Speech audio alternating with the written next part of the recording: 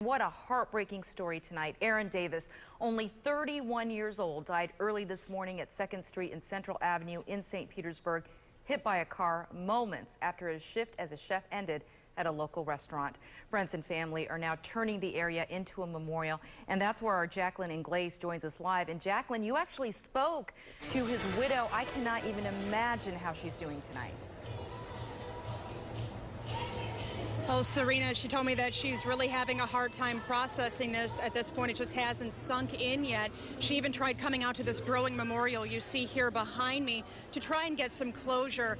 But she said what's making this worse tonight is that she is 9 months pregnant, and as she calls family and friends to tell them of this tragedy, they're picking up thinking that she's calling to tell them that she's in labor, only to find out that she's now alone and left to raise 2 children.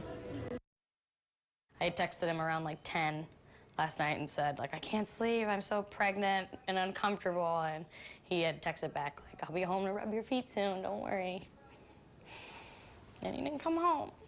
A 28-year-old widow numb with shock, an unborn child who will never know their father. Now I'm gonna be a single mom, and that's gonna be really hard. And a toddler who still does not know her beloved Dada is never coming home. Eventually, I'm sure she'll be like, Dada, Dada, looking for him. Heartbreak, grief, and shock. St. Pete police say this man, 25-year-old Jason Mitchell, caused by choosing to drink and drive, blowing through a red light here at 2nd Street and Central Avenue around 2 this morning, as police were trying to pull him over for speeding, hitting 31-year-old Aaron Davis and his friend Brian LaFrance, who were in the crosswalk, throwing Davis 100 feet, all as some of the beloved chef's friends and co-workers looked on in horror.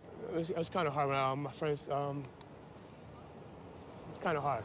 Davis was heading home from work, heading to be with his pregnant wife, who's due to give birth to their 2nd child this week, a boy they decided to name Andrew, a boy who will now keep his father's legacy alive.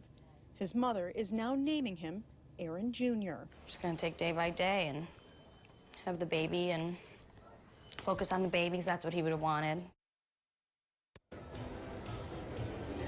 Police say Mitchell did not stop after hitting Davis and LaFrance, and I want to show you something.